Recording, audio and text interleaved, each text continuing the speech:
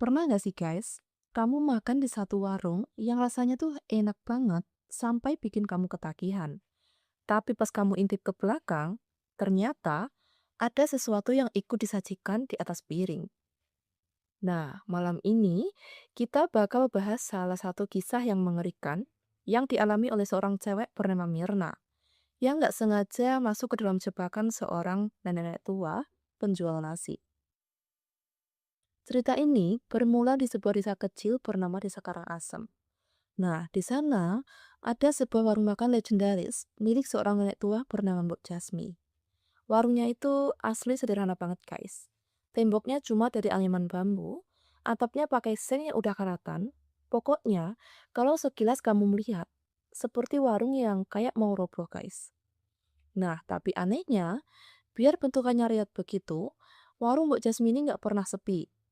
Tepat di dekat warung itu ada sebuah pabrik rumahan yang memproduksi rambut palsu atau wig. Nah, otomatis para pekerja di sana ini termasuk Mirna dan temannya yang bernama Melati, selalu jadi langganan tetap di warung Mbok Jasmi ini. Padahal ya guys, di sebelah warung Mbok Jasmi ini ada warung lain yang tempatnya jauh lebih bagus. Tapi, karena masakan Mbok Jasmi ini rasanya nendang banget dan sedapnya kelewatan, orang-orang rela antri panjang demi bisa makan di sana. Nah, suatu hari, pas jam istirahat pabrik bunyi, Mirna sama Melati ini buru-buru keluar buat makan siang. Pas nyampe di warung Mbok Jasmi, ternyata antriannya itu udah mengular banget guys. Mirna sempet kesal, tapi Melati ini nenangin karena dia emang udah kecanduan sama masakan Mbok Jasmi ini. Karena Mbok Jasmi ini udah tua renta guys, gerakannya tuh lambat banget. Tangannya sudah gemeteran pas ngambil nasi. Singkat cerita, setelah nunggu puluhan menit, Mirna mesen sayur kangkung sama telur kecap. Sedangkan Melati mesen telur balado sama orek tempe. Mereka berdua akhirnya milih buat makan di bawah pohon beringin yang letaknya nggak jauh dari warung itu guys. Nah sambil ngunyah, mereka ini ngobrol. Melati sempat bilang, aku tuh nggak suka beli di Mbak Jumi. Udah masakan kurang pas, orangnya judes pula. Mending nunggu lama di Mbok Jasmi. Mirna cuma manggut-manggut setuju karena dari awal kerja, dia ini emang udah cocok sama masakan Mbok Jasmi guys.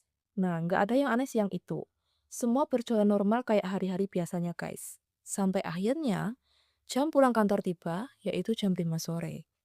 Nah, pas jam 5 sore itu, pabrik bubar dan para pekerja berhamburan keluar.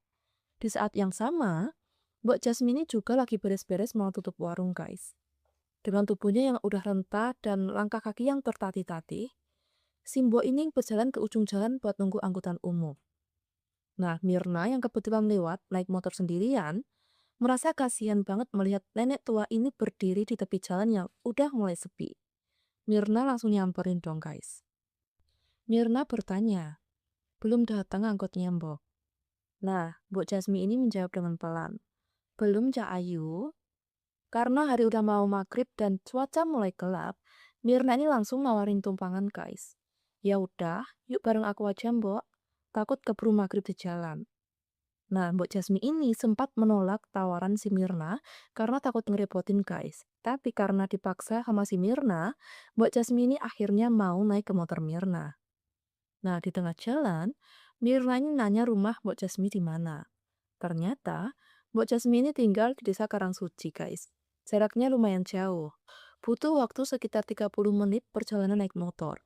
Sampai akhirnya, mereka ini tiba di Tugu Selamat Datang desa tersebut. Nah, pas masuk ke dalam desanya, Mirna ini agak kaget guys.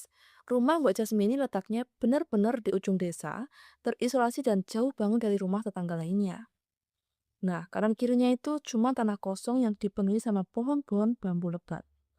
Dan ada satu pohon raksasa tepat di halaman rumahnya. Nah, suasananya langsung berubah jadi adem tapi merinding guys. Pas motor Mirna berhenti di jalan setapak depan rumah, Mirna ini melihat ada seorang perempuan muda yang tengah hamil tua. Itu siapa, Mbok? Dan Simbo Jasimi ini menjawab, itu anak Simbo. Nah, anak perempuan yang lagi hamil itu langsung nyamperin mereka dan ngambil barang bawaan Simbo. Namanya Siti, guys. Tapi, pas malam itu, Siti ini pembawanya ramah banget, guys. Dia bahkan berterima kasih ke Mirna karena udah nganterin ibunya pulang. Nah, Mbok Jasmine ini sempat nyuruh Mirna buat mampir. Tapi karena waktu udah bener-bener mepet maghrib, Mirna menolak halus dan pamit pulang. Karena mitos pamali, kalau maghrib masih di jalanan, Mirna ini milih buat mampir dulu ke rumah temannya yang kebetulan tinggal di desa itu juga, namanya Sukma. Nah, pas Mirna ngetuk pintu, Sukma ini kaget setengah mati, guys. Mirna, maghrib-maghrib kok lo ada di sini? Buruan masuk. Setelah disajikan teh hangat di ruang tamu, Sukma ini bertanya, "Lu habis dari mana sih sebenarnya?" Mirna dengan santainya menjawab, "Tadi gue habis nganterin si mbok penjual warung tempat gue biasa makan. Kasihan gak dapet angkot. Ternyata di satu desa sama lu, namanya Mbok Jasmi, yang rumahnya di ujung sana." Nah, seketika itu juga guys, wajah Sukma ini langsung berubah drastis jadi pucat, tegang, dan melotot tajam ke arah Mirna. Sukma langsung mendekat dan berbisik dengan suara gemeteran. "Mir, lu gak sempat singgah atau masuk ke rumahnya kan?" Nah, Mirna bingung dong. "Enggak, emangnya kenapa sih? Kok muka lu kayak ketakutan gitu?" Nah, Sukma menghela napas panjang, lalu bilang, "Mbok Jasmi itu dijauhi sama seluruh warga di sini.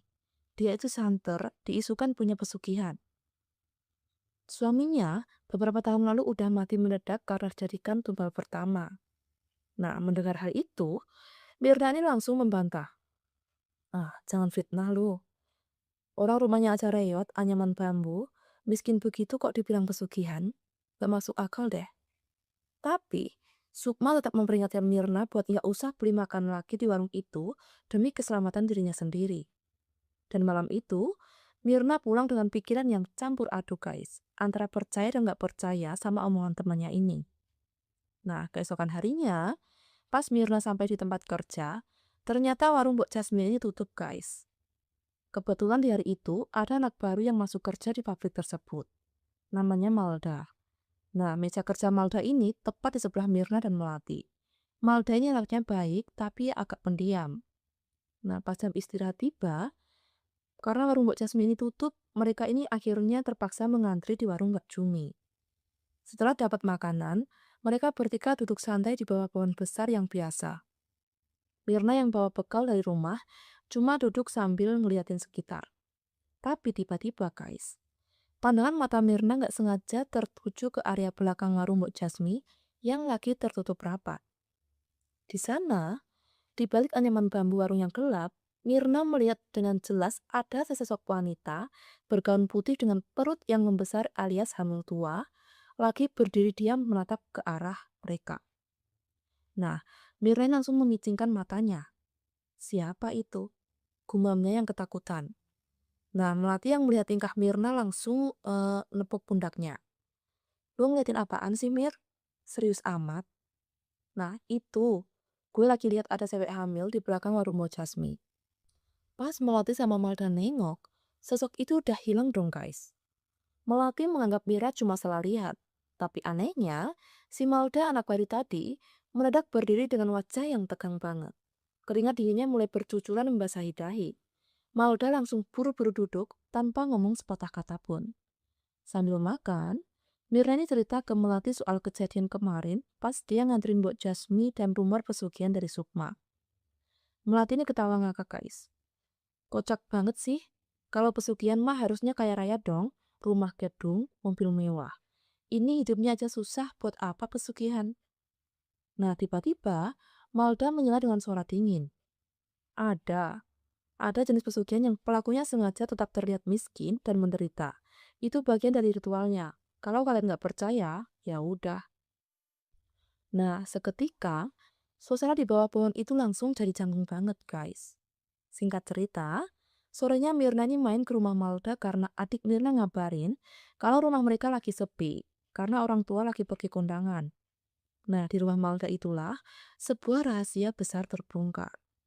Pas Malda lagi mandi, ibunya Malda ngedeketin Mirna dan berbisik, "Duk, ibu sama bapak titip Malda ya kalau di tempat kerja. Soalnya, Malda ini bisa melihat hal-hal gaib yang gak bisa dilihat orang biasa. Tubuhnya itu sensitif banget sama hal mistis." Nah, jantung Mirna langsung serasa copot, guys. Dia baru sadar kenapa reaksi Malda aneh banget pas di pabrik tadi. Nah, besoknya, Warung Mbok Jasmi buka lagi setelah tutup sehari. Melati yang kegirangan langsung ngajak Malda dan Mirna buat makan di sana siang itu. Pas lagi antri, Malda mendadak wajahnya berubah pucat pasi. Perutnya mual banget guys. Dia langsung pamit lari ke kamar mandi pabrik. Nah, di dalam kamar mandi, Malda bukan buang air besar, tapi dia muntah-muntah hebat guys. Pas dia selesai membasuh mulutnya dan nengok ke arah jendela luar kamar mandi yang berbatasan langsung dengan area warung, Malda ini melihat dengan mata kepalanya sendiri. Ada sosok wanita hamil tua berwajah hancur lagi melotot di depannya. Nah, Malda langsung ngebekap mulutnya sendiri. Lari ketakutan keluar menemui Mirna dan Melati di bawah pohon. Nah, pas dibeliin nasi bungkus dari warung Mbok Jasmi, Malda ini benar-benar nggak mau menyentuh makanan itu, guys. Dia cuma menatap nanar bungkusan itu dengan rasa mual yang luar biasa. Berbeda sama Mirna dan Melati, yang makan lahap banget sampai bersih nggak bersisa. Pas mereka jalan balik ke pabrik, Mbok Jasmi sempat menatap Malda dengan pandangan yang tajam dan penuh dengan tanda tanya. Seolah-olah, si Mbok ini tahu kalau Malda bisa melihat rahasianya. Sore harinya, cuaca mendadak mendung gelap gulita, guys. Badai besar mulai turun. Melati sama Malda ini udah dijemput duluan, sedangkan Mirna agak telat ke parkiran motor. Pas Mirna berkendara keluar dari area pabrik dan sampai di ujung jalan, tebak, siapa yang dia lihat, guys? Ya, Mbok Jasmi lagi berdiri kehujanan nunggu angkot yang nggak kunjung lewat. Karena rasa kemanusiaan yang terlalu tinggi, Mirna ini nawarin tumpangan lagi. Tapi sialnya, pas mereka baru aja sampai di halaman rumah Mbok Jasmi di ujung desa itu, hujan langsung turun deras banget kayak ditumpahin dari langit, guys. Mau nggak mau, Mirna ini terpaksa berteduh dan masuk ke dalam rumah Mbok Jasmi. Ini pertama kalinya Mirna menginjakkan kaki di dalam rumah itu, guys. Nah, ruang tamunya itu remang-remang, cuma pakai buah lampu ning kecil. Nggak ada TV, nggak ada kipas angin, cuma ada satu radio kumuh yang udah usang di sudut ruangan. Nah, Mbok Jasmi ini masuk ke dapur buat bikin teh hangat. Nggak lama kemudian, pintu kamar dalam rumah itu terbuka pelan. Siti, anak Mbok Jasmi yang hamil tua itu keluar, guys. Tapi, penampilannya beda banget sama kemarin. Wajahnya pucat kayak mayat, rambutnya tergerai berantakan, dan matanya kosong tanpa ekspresi. Dia berjalan pelan menuju Mirna yang lagi duduk di kursi bambu. Siti berhenti tepat di depan Mirna, lalu berbisik dengan suara yang sangat dingin dan bikin merinding. Pergi, pergi sekarang sebelum kamu gak akan pernah bisa pulang lagi. Nah, Mirna langsung merinding disco, guys. Dia bingung dan ketakutan.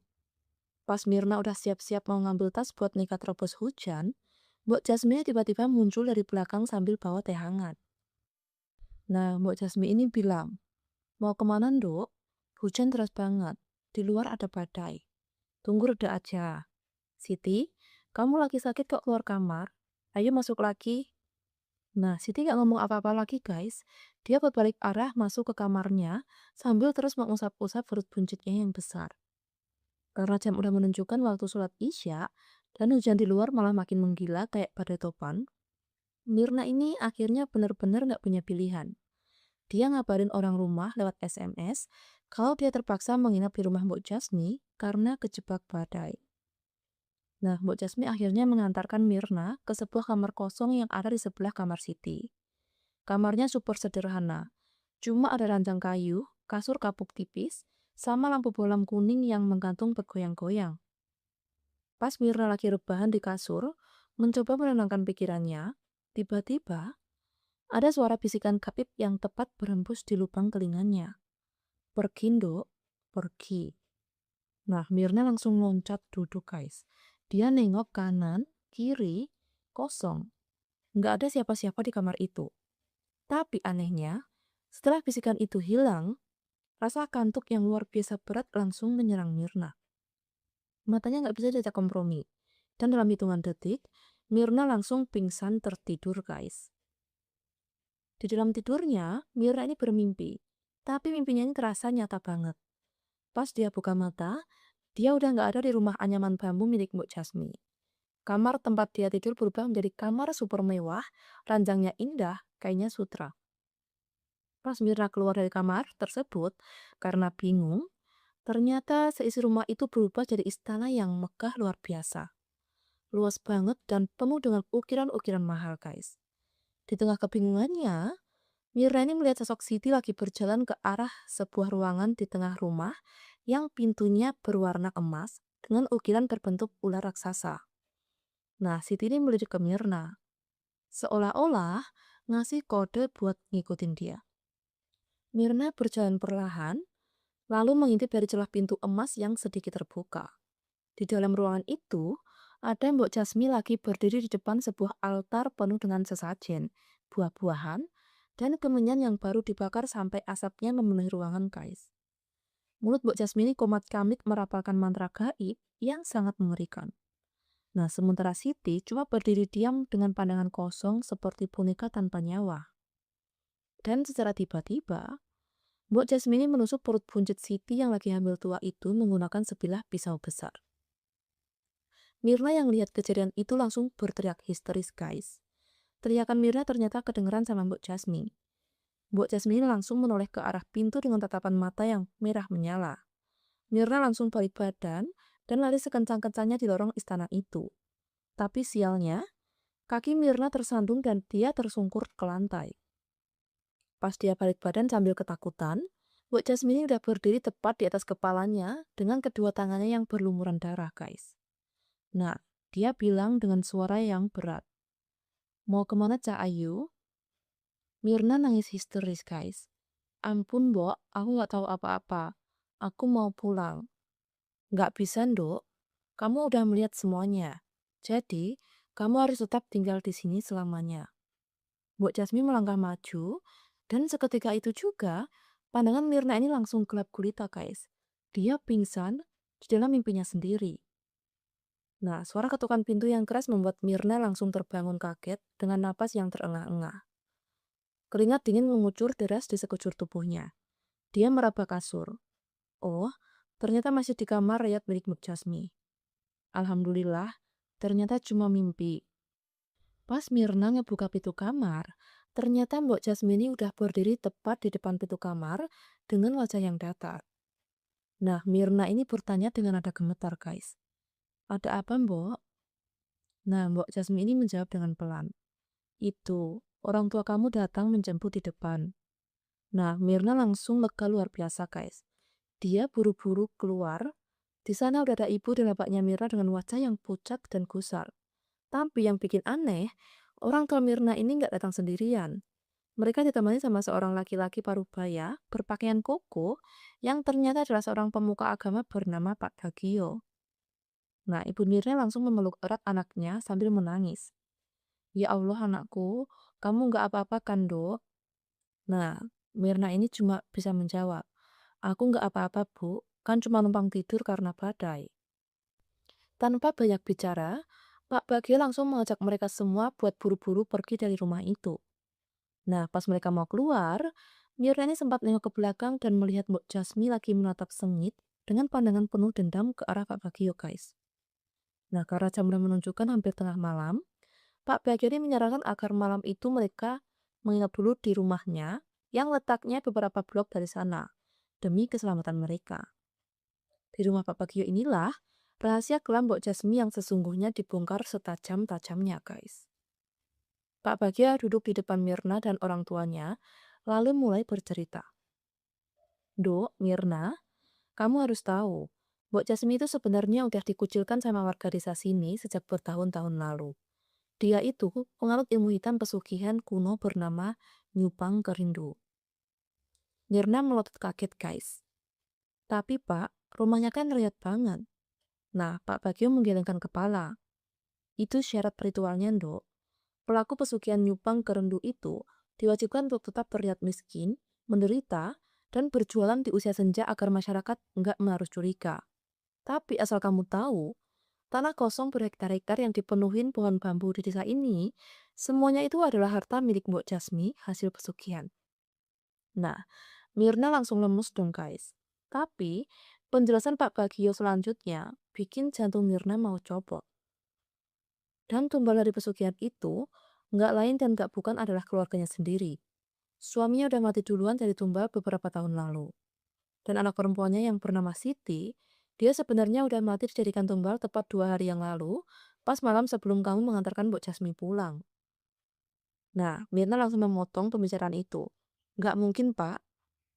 Orang pas pertama kali aku nganterin Mbok Jasmi, aku ngobrol kok sama Mbak Siti. Kemarin pas aku kejebak hujan juga Mbak Siti keluar dari kamar. Nah, Pak Bagia menghela napas. Itu bukan Siti yang asli, Nduk. Itu adalah jin rewang atau pewujudan gaib bentuk Mbok Jasmi buat mengelabui kamu. Semua itu permainan sihir Mbok Jasmi. Nah, Pak Bagia lalu bertanya, apa selama tidur di sana tadi kamu sempat mengalami mimpi aneh? Nah, Mirna dengan bibir yang bergetar menceritakan mimpinya tentang Mbok Jasmi yang menusuk perut buncit Siti di dalam istana mewah. Pak Bagia langsung beristighfar keras. Astagfirullahaladzim, Dok. Asal kamu tahu, kalau malam ini orang tua kamu sama saya telah datang menjemput kamu beberapa menit saja, nyawa kamu yang bakal dieksekusi di dalam kamar itu buat jadi tumbal pengganti. Karena Mbok Jasmi udah nggak punya anak lagi. Semuanya udah habis dia tumbalkan demi kekayaan gaibnya. Nah, mendengar hal itu, Mirna ini langsung menangis histeris di dekat ibunya. Dia nggak pernah menyangka kalau nenek tua renta yang kelihatan ringkih dan kasihan di pinggir jalan itu, ternyata adalah sosok monster yang berwujud manusia yang tega menghabisi diri-dirinya sendiri demi harta duniawi, guys. Besok paginya, Mirna pulang ke rumah diantar orang tuanya. Karena trauma yang luar biasa mendalam, Mirna dipaksa buat mengambil cuti kerja selama 1 minggu penuh. Nah, selama 1 minggu itu, setiap kali Mirna memejamkan mata buat tidur, dia selalu diteror mimpi buruk yang sama. Sosok Siti yang menangis histeris dengan perut hancur berlumuran darah, minta tolong ke Mirna. Karena kondisinya makin memprihatinkan, orang tua Mirna ini akhirnya memanggil pemuka agama buat melakukan ruqyah ke tubuh Mirna, guys. Kata Ustadz yang meruqyah, arwah atau energi negatif dari kasus Siti itu emang sempat nempel di baju dan pikiran Mirna karena dia sempat menghirup asap kemenyan pesugihan di rumah itu. Alhamdulillah, setelah diruqyah, kondisi Mirna berangsur membaik. Setelah habis 1 minggu berlalu, masa cuti Mirna habis dan dia harus balik kerja ke pabrik lagi. Tapi kali ini, bapaknya nggak mengizinkan Mirna bawa motor sendiri, guys. Dia diantar jemput ketat sama mamanya. Nah, pas sampai di pabrik, Melati sama Melda ini udah nungguin dengan cemas. Mirna akhirnya menceritakan seluruh kronologi mengerikan yang dia alami di malam badai itu. Melati syok sampai nggak bisa berkata-kata, guys. Tapi si Melda, dia cuma mengangguk datar dan bilang, udah gue duga dari awal, Mir. Nah, Mirna bingung. Maksud lu gimana, Mal? Melda akhirnya menjelaskan dari sudut pandang indera keenamnya, guys. Dari pertama kali kalian cerita masakan Mbok Jasmi yang bikin nagih, aku udah ngerasa ada yang nggak beres. Pas hari kedua aku diajak antri di warung itu, mata batinku melihat dengan jelas kalau warung reyek itu dipenuhi sama makhluk halus. Ada sosok wanita hamil berwajah hancur di atap warung, dan ada ular raksasa berwarna hitam legam lagi melingkar di atas panci-panci jualan Mbok Jasmi. Air liur ular itu menetes ke makanan yang kalian makan. Dan itulah yang bikin semua pekerja di pabrik ini ngerasa masakan Mbok Jasmi ini rasanya enak banget dan bikin kecanduan. Makanya, waktu itu aku mual-mual hebat dan gak mau menyentuh nasi bungkus itu sedikit pun. Mendengar penjelasan Malda, Melati langsung jackpot, guys. Dia pengen muntah mengingat selama ini dia udah makan berapa banyak air liur ular gaib di warung itu. Malda terpaksa diam karena dia ini nggak mau ikut campur dan takut nyawanya sendiri terancam oleh sihir Mbok Jasmi. Nah, pas jam istirahat siang, Mirna keluar dan melihat ke arah warung Mbok Jasmi. Warung itu benar-benar udah kosong, terbengkalai, anyaman bambunya banyak yang jebol, dan kelihatan kayak bangunan yang udah ditinggalin selama puluhan tahun. Padahal, baru seminggu Mbok Jasmi nggak jualan. Mirna yang penasaran, langsung menelpon si Sukma. Nah, Sukma ini ngasih tahu informasi yang nggak kalah heboh, guys. Ternyata, tepat di malam pas Mirna diselamatkan, satu desa Karangsuci geger total. Malam itu, setelah Mirna pergi, warga desa diteror sama penampakan kuntilanak hamil tua berwajah hancur yang diyakini sebagai arwah Siti yang keliling desa sambil teriak-teriak histeris menyebut nama Mbok Jasmi. Nah, warga yang udah nggak tahan dan emang udah lama curiga, langsung berkumpul membawa obor, guys. Mereka berbondong-bondong mendatangi rumah Mbok Jasmi di ujung desa. Malam itu juga, Mbok Jasmine diusir paksa secara total oleh massa, dan rumah anyaman bambunya dibakar habis sampai rata dengan tanah. Dan anehnya guys, sampai detik ini, nggak ada satupun yang tahu kemana perginya Mbok Jasmine. Nenek tua itu hilang gak ditelan bumi setelah malam pembakaran rumahnya. Nah, pas lagi makan siang di bawah pohon besar bareng Melati dan Malda, Mirna ini iseng menengok lagi ke arah warung Mbok Jasmine yang udah hancur terbengkalai itu guys. Dan di sela-sela sisa reruntuhan kayu yang terbakar, Mirna ini melihat ada bayangan sosok Mbok Jasmine yang lagi berdiri diam di dalam sana, menatap tajam ke arah Mirna dengan senyuman ganjil yang sangat mengerikan. Nah, Malda yang menyadari hal itu langsung menepuk pundak Mirna dengan keras. Jangan dilihat, Mir. Biarin aja. Nah, guys, dari cerita warung Mbok Jasmine ini, kita bisa mengambil sebuah pelajaran yang sangat berharga. Kadang kita ini nggak bisa menilai orang dari luarnya aja. Orang yang kelihatannya tua renta, ringkih, menderita, dan patut dikasihani, ternyata di dalamnya memiliki keserakahan yang luar biasa kejam, sampai rela mengorbankan darah dagingnya sendiri demi kepuasan duniawi. Oke guys, sekian pembahasan cerita horor kita kali ini. Jangan lupa untuk tekan tombol like, comment, and subscribe, dan juga nyalain lonceng notifikasinya, supaya kalian nggak ketinggalan cerita-cerita menarik lainnya. See you!